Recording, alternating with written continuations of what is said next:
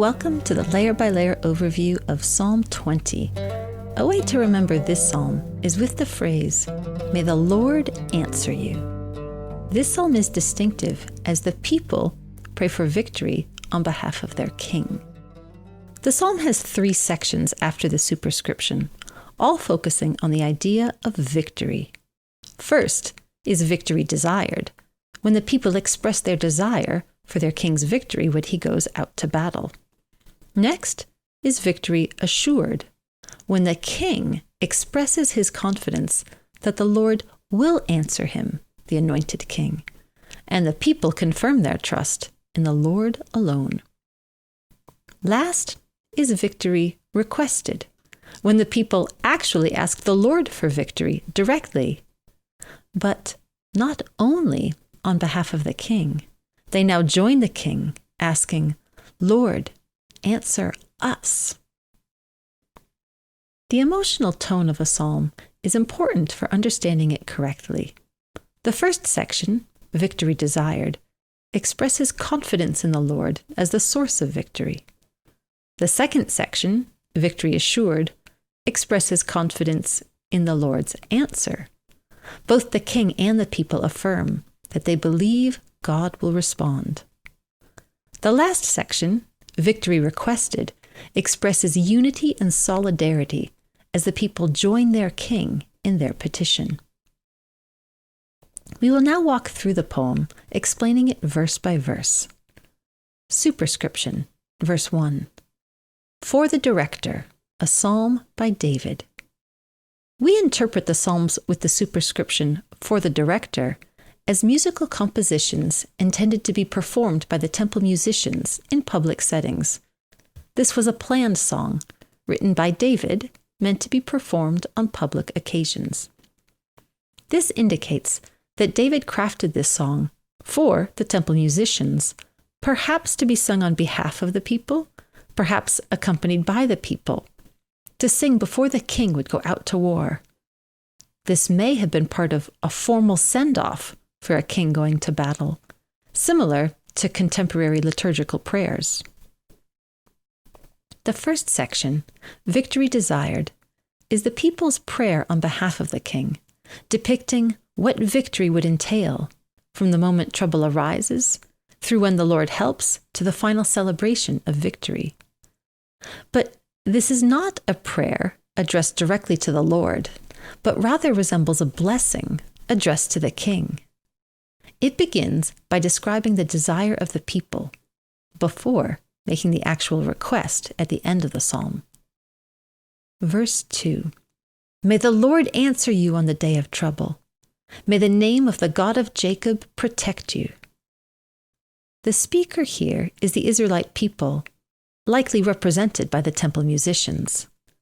Their role is to support their king, who is on his way to war. The people address the king directly, speaking to him what sounds like a prayer they're making to the Lord.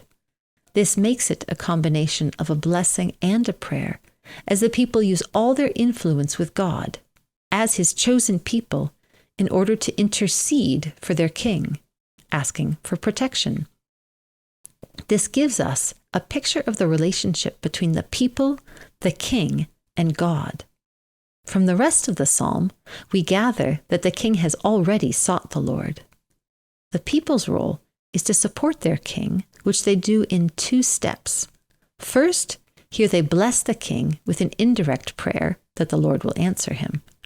And in the final section of the psalm, they will pray directly to the Lord, requesting victory outright. Verse 3. May he send you help from the sanctuary and sustain you from Zion. Help from the sanctuary, or from Zion, refers to help that reflects its source, God himself, who resides in both holiness and authority. God's dwelling place played a specific role in prayer, as explicitly seen when Solomon's temple was built and dedicated. It was designated as a place of prayer, toward which even foreigners could pray with confidence that their prayers would be answered. The same mentality would have held for the sanctuary, even before the building of the temple. Help from the sanctuary was the help the Lord had promised, and the help the king could rely upon. The people supported their king by looking to the Lord for help. They did not address the Lord directly, however, until they had already addressed the king. Verse 4. May he remember every offering of yours and accept your burnt offering, Selah. It was customary for Israel and Judah's kings to offer sacrifices before entering into battle as a symbolic act of submission, devotion, and loyalty to God. These offerings were not meant to be a means of purchasing God's favor. Rather, they were a sign of the king's dependence upon the Lord. The people are praying that God would remember that their king had been faithful to offer the customary sacrifices. In this context, remember means take action on the basis of this remembrance. The people desired the Lord to act favorably toward their king on the basis of the king's faithfulness to the Lord. They also prayed that God would accept the burnt offering which their king had made. The Hebrew term for accept used here literally means to find fat, which would mean to consider a sacrifice fat or pleasing. If God evaluated the offering as fat, and therefore pleasing and acceptable, he would receive it favorably and grant their request for support in battle. The Selah likely marks a musical break of some kind, often indicating a transition. This Selah is in the middle of verses 3 through 6, which all share a similar structure of miniature chiasms, binding them together as one unit. The Selah may be marking the center of this cluster, drawing attention to the theme they all share of dependence on the Lord. See our Poetic Features video for more on this. Verse 5. May he give you that which is according to your heart's desire, and may he fulfill your whole plan. The king, as the military leader, was responsible for creating battle strategies. The people pray for the success of his plans, praying that the outcome of the battle aligns with the king's desire. The logic is that if the king remains dependent on the Lord, as the Lord requires, then the Lord will make the king's plans succeed and do what he desires. The people therefore ask that the Lord reward the king according to his dependence. This further illustrates the picture of this relationship between people, king, and God. The king is already understood to be righteous and dependent on God. Based on this, the people are right to expect God to make the king and his plans prosper. This prayer would serve as a regular reminder of where the king's own trust must lie, in the Lord's help from the sanctuary, in response to his own dependence. When trusting in the Lord's help, he could be confident in the fulfillment of his heart's desire and plans. The alternative to trusting in the Lord will be addressed in the next section, in verse 8. The focus here is the true source of success and victory. Verse 6. May we shout for joy over your victory, and in the name of our God, may we array ourselves with banners. May the Lord fulfill all your requests. When the king is victorious in battle, the entire kingdom prospers. The people look forward to the king achieving victory and to shouting for joy over his victory. Banners served as symbols of the current government or military authority. To array ourselves with banners means expressing submission to the Lord, embracing his leadership and protection. Raising the banners can indicate a celebration of victory and identify Israel as his people and the Lord as Israel's God. When the king persists in trusting in the Lord will grant victory, which will bring joy and prosperity. an excellent reason for the king to trust in the Lord alone. The final line of this section summarizes the prayer. May the Lord fulfill all your requests. Both people and king are fully satisfied when the king depends on the Lord for his own success. This message, though simple and perhaps repetitive, was often lost throughout Israelite history, as the king and people continually turned to other gods. This psalm is an implicit plea to trust in the Lord alone, because he alone can grant the fullness of victory. The next section is Victory Assured, where first the king and then the people express their confidence that God has already guaranteed victory. This does not mean victory has already happened, but that victory will happen because God has guaranteed it. Verse 7. Now I know that the Lord has granted victory to his anointed. He will answer him from his holy heaven with the saving mighty deeds of his right hand. The Lord's requirement for the king was simply to ask for help, and in response, the Lord promised to answer. Now that the king and his people have asked for help, the king has confidence to declare that even though the battle has not started yet, the Lord has already made the decision to deliver his anointed. This may be understood as, the Lord has confirmed victory, or the Lord has assured victory to his anointed. The king's confidence stems from the Lord's promise to answer those who call on him. That promise that was enshrined by Solomon when he dedicated the temple. This means the king can state with full assurance that the Lord will answer, and he will answer from his holy heaven, fulfilling precisely the request of the people for the Lord to answer the king from his sanctuary. It is the requests made on the basis of the Lord's promises that the king can be confident the Lord will answer. Granting victory looks like more saving mighty deeds. Of his right hand refers to the Lord's power and authority when he delivers his people and executes judgment. The king knows he will need the Lord's help to save him. He knows he will need mighty deeds, and he is confident the Lord will provide them. Verse 8. Some boast in chariotry, and others boast in horses, but we will boast in the name of the Lord our God. The people now mirror their king's confidence. They know that kings do not universally trust in the Lord. Internationally, kings put their confidence in their weapons, specifically their chariots and horses. For Israel, it was supposed to be different. The king was forbidden from accumulating chariots and horses because military strength competed with the Lord for the king's trust. Without the standard military strength, the king would be forced to trust in the Lord alone. The people now delight in this, which serves equally as a reminder to everyone. They do not need grand military strength because they have all they need in the protection of the Lord. Calling him the Lord our God recalls the covenant formula. I will be your God, and you will be my people.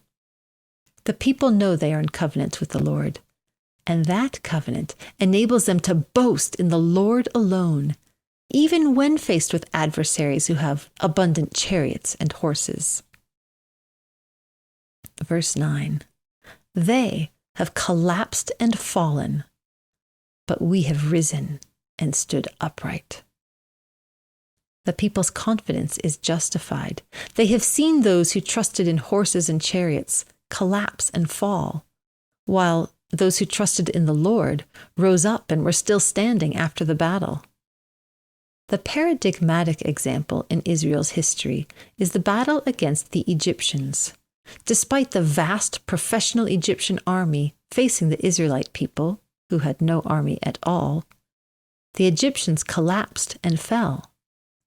The people were protected by the Lord and rose again.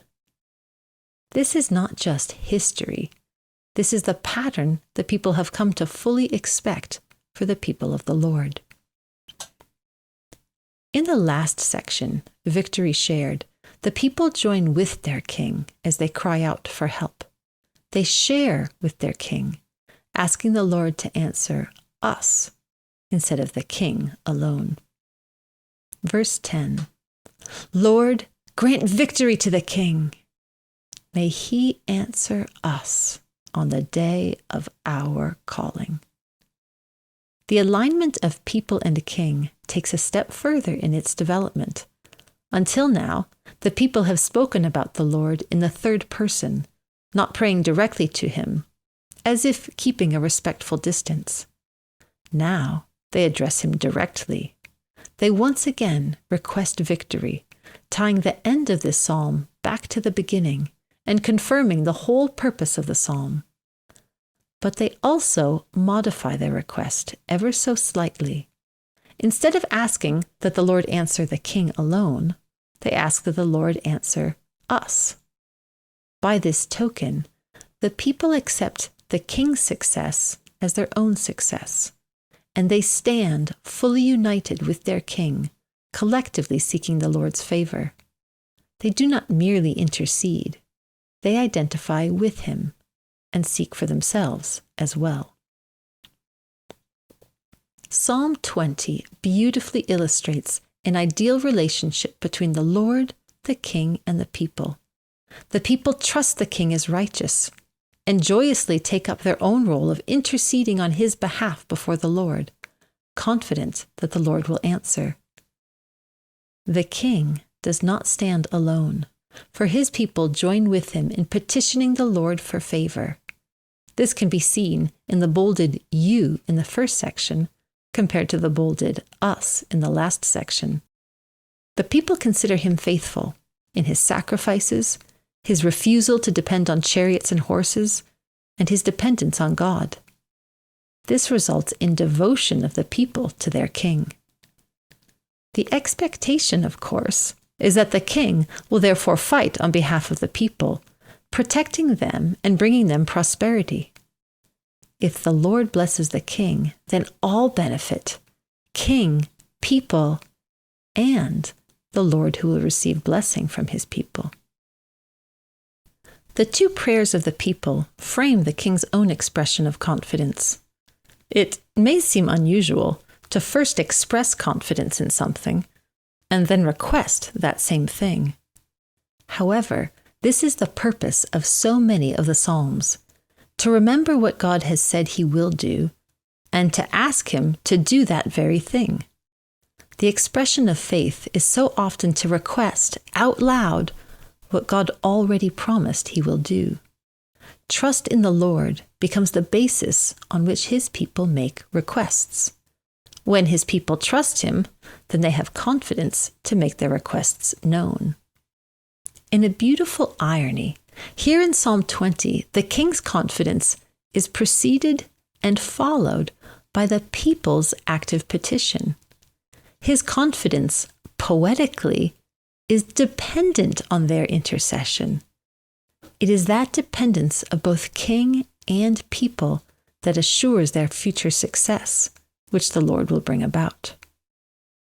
By refusing to find security in tangible resources, such as horses and chariots, both king and people find confidence and security in the Lord their God. They know that, when they need it, he will send his saving help from heaven, and they will be safe. We will now read the entire psalm. For the director, a psalm by David. May the Lord answer you on the day of trouble. May the name of the God of Jacob protect you. May he send you help from the sanctuary and sustain you from Zion. May he remember every offering of yours and accept your burnt offering. Selah. May he give you that which is according to your heart's desire, and may he fulfill your whole plan. May we shout for joy over your victory, and in the name of our God, may we array ourselves with banners. May the Lord fulfill all your requests. Now, I know that the Lord has granted victory to his anointed. He will answer him from his holy heaven with the saving mighty deeds of his right hand. Some boast in chariotry, and others boast in horses, but we will boast in the name of the Lord our God. They have collapsed and fallen, but we have risen and stood upright. Lord, grant victory to the King. May he answer us on the day of our calling. This has been the overview video for Psalm 20.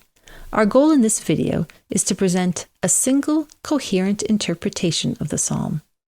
Our exegetical issues video discusses other scholarly views, and our poetic features video explores the distinctively poetic nature of the psalm as Hebrew poetry.